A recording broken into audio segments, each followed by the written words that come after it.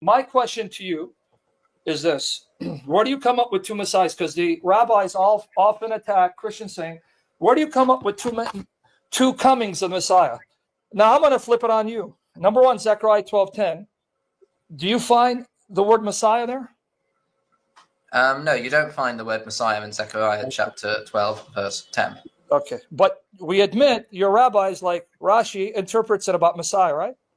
Yeah, about Messiah, son of Joseph, yes.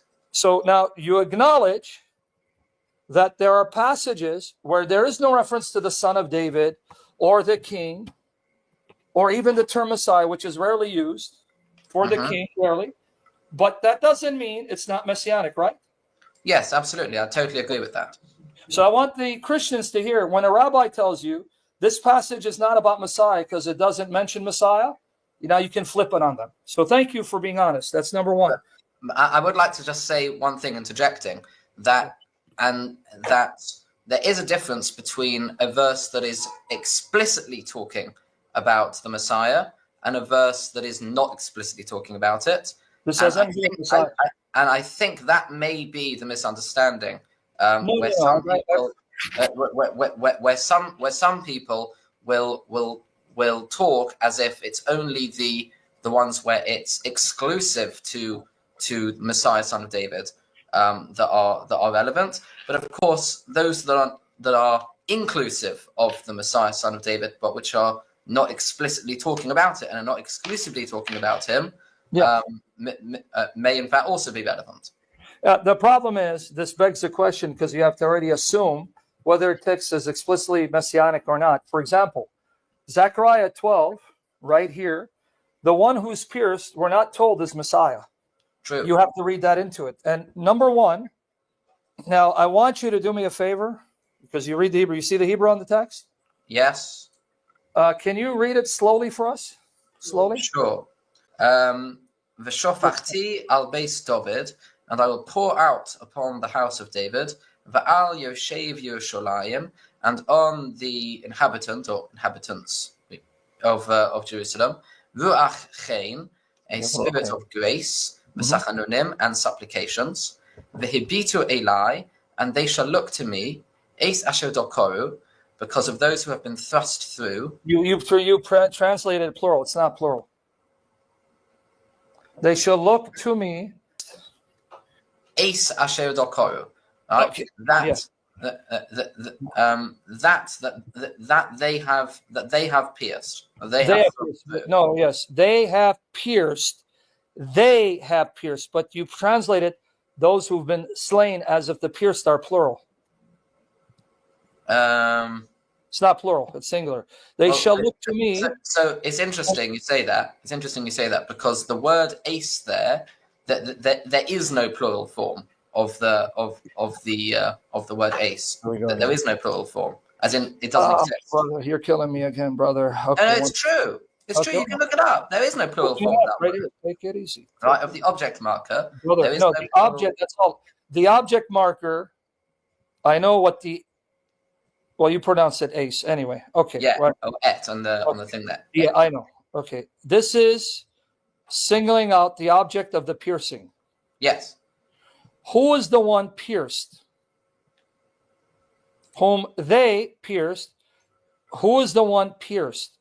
The person that it's talking about in the verses coming up to this. So, but that then even your rabbi says it's Messiah, son of Joseph, meaning one specific person, right? It's not plural, right? Yes. So that's all I'm saying. The one they pierced is singular, right? The one that guy they pierced. No, right? Hold on a second. You're confusing me for a second. Hold on. You're saying what are you saying? What? Friend. Who are you talking to anyway? Is I'm not talking to anyone. Okay, let's try this again. They shall look on me, the object marker, whom they pierced. Who did they pierce? No, I don't think that's I don't think that's accurate. I don't think that's. I believe it's accurate. No, because that's why here, even in your commentary, you refer to a person, not persons. Messiah, son of Joseph. Right. And is Messiah, son of Joseph, several or one individual? The Messiah, son of Joseph, is one person. However, as I was saying before, and I should have been more clear about this, Yes. is that since this does not explicitly mention a Messiah or the Messiah, Yes. son of Joseph, so what does it mean when we say that this verse is talking about him? What we mean is that he's included in the verse, Who's i.e., there's more than one person, right? There's a war going on here. Lots and lots of people have been killed, and he's one of them. He's fallen in battle. Yeah, so amongst everyone, so they're really mourning about everyone, but they're also mourning more specifically about him because he was the military leader. So he's an individual that is part of the collective whole. Okay. Now, see, I didn't cut you off because if I cut you off, they're going to say I was being rude. No, friend. The verb pierced, okay, they pierced. That's why you have the et here. It's telling you who was pierced. This, I know what you were going to tell me, but see, again, because I didn't want you to accuse me. See, Sam is rude. He cuts me off. So, brother, I've heard your arguments. I'm letting you make it. So when I then rein you in, cut you off, say, no, friend. They pierced, the one pierced, right? This is what the object marker is. The one pierce is me. That's what the object marker does. It singles out the object of the piercing. I may look stupid. I'm not as stupid as I look. On me, whom they pierced. The piercing right here is identified by the object marker, and the object marker points back to the me. So who got pierced? No, it doesn't make sense to say it goes back on the me. That's what the object marker does, buddy. No, the object marker doesn't mean that it goes back onto the me. The object marker is saying they're going to look to me. Object marker, right? No, which can, the object marker is it's the object marker is the object of the piercing, right? Because the punctuation, right? Whom right? They pierced. Who's the whom they pierced? All of Brother, the people. I have to bring up the everyone that they pierced in the war. There's no one mentioned. It doesn't matter. It doesn't need to mention them because it's a war. Yes, it does. It's obvious. Josh, brother, you're going to make me do right. I'm now going to call the expositor to show that you guys are desperate. You even have to deny the plain reading of the Hebrew. Do you want me now bring up all the scholars to say it's not the plain reading? I mean, I can do that, but I don't want to do that because you're not going to accept my authorities when I quote it. This is why I said even Rashi says it's referring to an individual, not a group. Then you have to explain away. Yeah, but he's one among a group. No, but then I said, okay, but let's go back to the object marker. The object marker singles out that the one pierce is the me. Now you don't want, I mean, no. If I give you the grammar, it's not good enough. If I give you the rabbis, it's not good enough.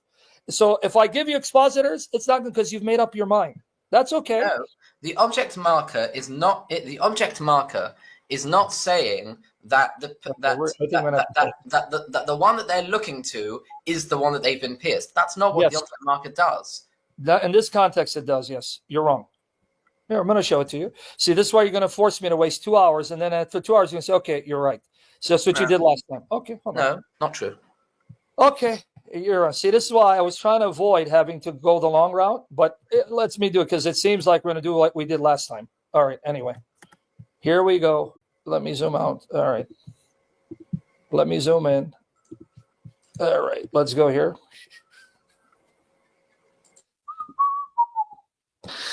All righty then. No, I know you don't like Michael Brown too much, but that's okay. We'll forget about him. And we're going to forget Rashi, which I just quoted. Let's forget about this as well. Let's go here. Yeah, okay. Let's see. Let me just, because see, again, I have to then read the expositors because they know it doesn't. All right, let's read. Guys, an exegetical commentary, Haggai, Zechariah, Malachi by Eugene H. Merrill, M. PhD, Zechariah. Okay, let's see. See, I was hoping we'd avoid this, but that's okay.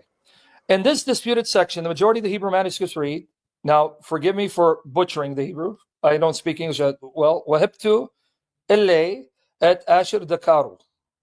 They will look to me, the one they have pierced through. A few however read, see now this is another question. You have few manuscripts that turn the ele into plural. Ele, meaning them, to the one whom, etc., employing the poetic form of the preposition. Other Hebrew manuscripts, however, reflect the vorlage that requires a rendering. They will look on me in place of him whom they have pierced. So, it's, guys, if you don't understand what he's talking about, and the Hebrew manuscripts, they have variant readings. All manuscripts have variant readings, as well as the Masoretic text. The end result that it is not Yahweh who is pierced with someone else. So what they're telling you is some of the manuscripts, again, I want him to pay attention. The majority of the Hebrew manuscripts read this way. They will look to me, the one whom they pierced. Few of the manuscripts where you had the Masoretes, the Jewish scribes, they then marked it differently so that it wouldn't be God being pierced. The fact that they change it shows they saw a problem like he's seeing. Clearly, the notion of Yahweh being subjected to such a highly anthropomorphic conception was more than some devout scribes could countenance. The Hebrew evidence overwhelmingly favors the traditional reading of the Masoretic. There is no textual reason for rejecting the reading. They will look to me, the one they have pierced through. The difficulty lies, therefore, in the hermeneutical and theological aspects of the question. As to the former, the passage clearly teaches that Yahweh, the speaker throughout, in the absence of clues to the contrary, having poured out the Spirit of grace, leading to the people's supplication, will be seen by them as having been pierced by them.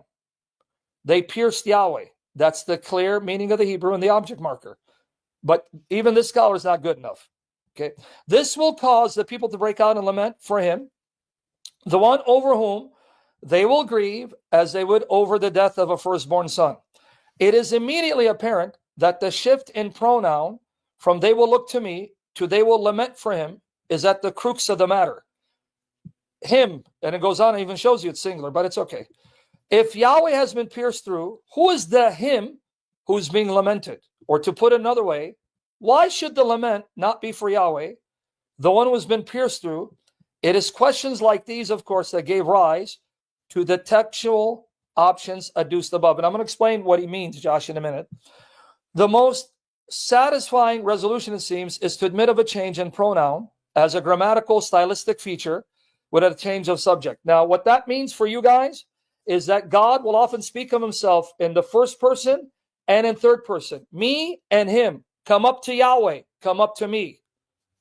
That is, it is Yahweh throughout who's describing situation, and it is he who's the subject at every point. It is he who has been pierced, and he whom his people, having come to their senses as to what they have done, mourn in repentance. From Yahweh's viewpoint, it is me that is the focus. From the standpoint of the people, it is him, which now destroys your plural, because we didn't finish the rest of the verse, which I'll get there. Such a transition from one person to another is not at all uncommon in Hebrew composition, especially in poetic and prophetic language. So, guys, I can quote a dozen more scholars. They agree with me, saying I'm right. He knows I'm right, but he doesn't want to accept it. But now to show you I'm right, and you're going to have to admit it, okay, I'm going to show you this. Okay, watch here. Let's read the rest of it, because you said it's plural, right? Okay, now, they shall look to me because of those who have been thrust to, and they shall mourn over it. Is that a singular or a plural? That is a singular. So for do olov. Okay, it's singular, right? And then mourn over an only son. As one mourns over an only son. Al hayochid, yeah. Okay, so you see now why it's not plural, because all throughout it's speaking of a singular entity. Are you going to deny that too? So I have to read the scholar again. No, it's quite easy for me to say that yes, it's written in the singular, but it can refer to collective wholes. Okay, so you admit it's singular, right? We know that this that this is something that happens. We know that this is So something. hold on, you admit it's singular, right? I of course I admit that it's written in the singular. Okay. It's quite clear. For the people who don't see it, you see it says, because he's trying to say it's a group. But here notice, me, singular, whom they pierce, mourn for him, singular, as one mourns for his only son, and grieve for him, singular. It's talking about one specific person who's been pierced. So now I'm going to ask you again. find me the object of the piercing in this verse, because it's there. Find it, because you have to find a text.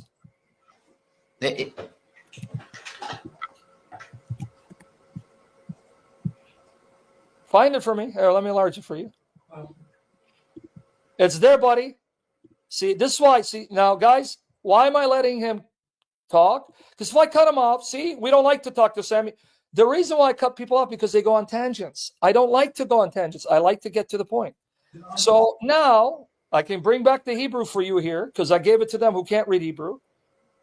Find me the him that was pierced, because he's in the passage. Find me the object. It's there. Tell me who it is. I know what you want to say. I know what you want to say. Oh my goodness, Josh, you're killing me, dude. Look. Okay. All right. All right, we can stop there. We can go to other prophecies, but no, hold on. Just wait a minute. I need to think for a second. All right. Just hold on. Holding on. I'm not going anywhere. Good.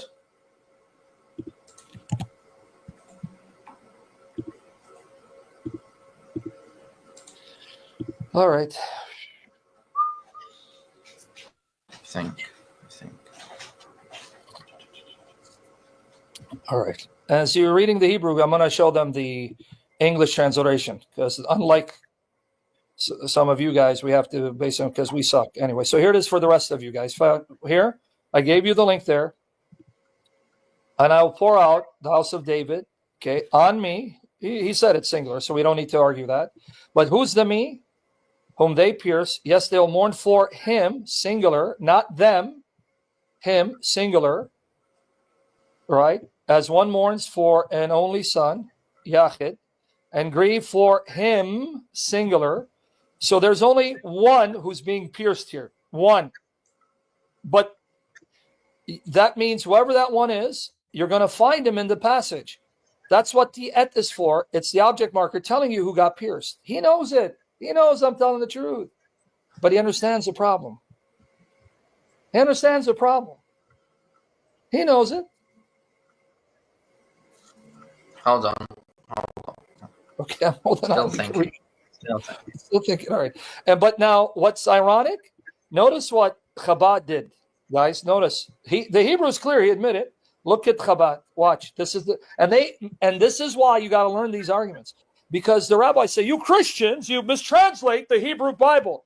Okay, guys, watch what they did with verse 10. Watch. And I'll pour out upon the house of David, upon the inhabitants, your spirit of grace and supplication. They shall look to me because of those who have been thrust through. They change it to plural. And they shall mourn over it. They didn't even say over him. And we're the ones mistranslating the Hebrew. We're the ones mistranslating Hebrew. No, not you rabbis. No, never you. No, you guys are so, yeah. Don't. Okay. I've come up with what I'm going to say. Okay, go ahead. I'll let you say. It is true to say that ace is usually the object marker. However, ace asher is actually a phrase in its own right.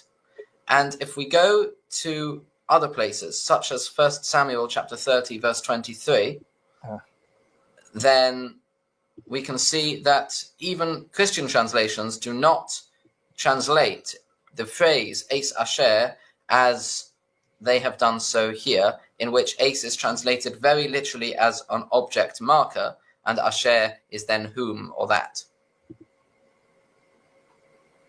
What has that got to do with in the context I just told you? Because because over there in 1 Samuel chapter 30, verse 23, it says, and David said, "You will not do so, my brothers, concerning that which the Lord has given us." In the Christian translations, in the KJV, it translates ace asher as with that which. Okay. Instead, right? You understand which one you said for Samuel? 1 Samuel chapter 30, verse 23. Okay, now, buddy, I'm going to show you some what you missed again. I don't think you're getting the point, because that didn't help your case. So you had to do a search to see where you can find et asher. Okay, but did you even hear what you just said? Okay, watch here. Then David said, you must not do so, my brothers, with that which Yahweh's given us. Okay. So you're saying with what, right? Yes. So you can put in the word with there, because ace That's- often means with. But that still tells you that you're going to have to now find in the context what Yahweh has given them. What has he given them? Why does he need to give them something? What? Because he just said, you must not do so, my brothers, with what Yahweh's given us, who has kept us and given into our hand the band that came against us. Because with what, again, is going to now point out the object of this what. You need to read earlier. It's there. The spoil. So now, in the context, it still has to point back to the object that's found in the verse. And it's there. It's the spoil. Yes. Okay, so now you didn't help your case. No, because- it does help, because what it means that you can, it means that and it justifies the Chabad's translation. No, it doesn't. But because the ace doesn't have a fixed thing here. You can put in because of, right? You can put in. My brother in humanity. You just made my case, because et asher means it's going to point to the object, and you have to find the object previously, like I did in 1 Samuel, and it's right there, the me. You made my case, and you're not seeing it. This is what's killing me. Even the example you get, the et asher, meant that it's going to point out the object that will be there in the context, and I found it. So right here, who is the object of the et asher? It's the me. It's there, saying, "Hello, I'm here." Why is it? Why is it the me? That's what I'm not getting. Why is it the me? Because you're going to have to find it somewhere here, right? Okay, find it earlier. Where is it going to be? Is it the Spirit of grace they pierced? No. So who got pierced? The nearest in the war. object is me. I've already said the people in the war got pierced. No, because it goes back and shows you that it's a him, and that's why they mourn for him as if he's a son that was killed. And the people are referred to as a collective whole. This happens all the time. Oh, so that's good. Now, because now I'm going to flip that on you later. When we see God is spoken of as a singular, I'm going to say it's a collective whole for the Trinity. We're not having a discussion about the Trinity. No, I'm saying last week. No, actually we are, because here we're not. It ties in with Messiah. Say it again? That's not. No, I'm saying it does relate, because you said this is the Messiah, whereas actually it's God who's being pierced. So you just admit Messiah is God.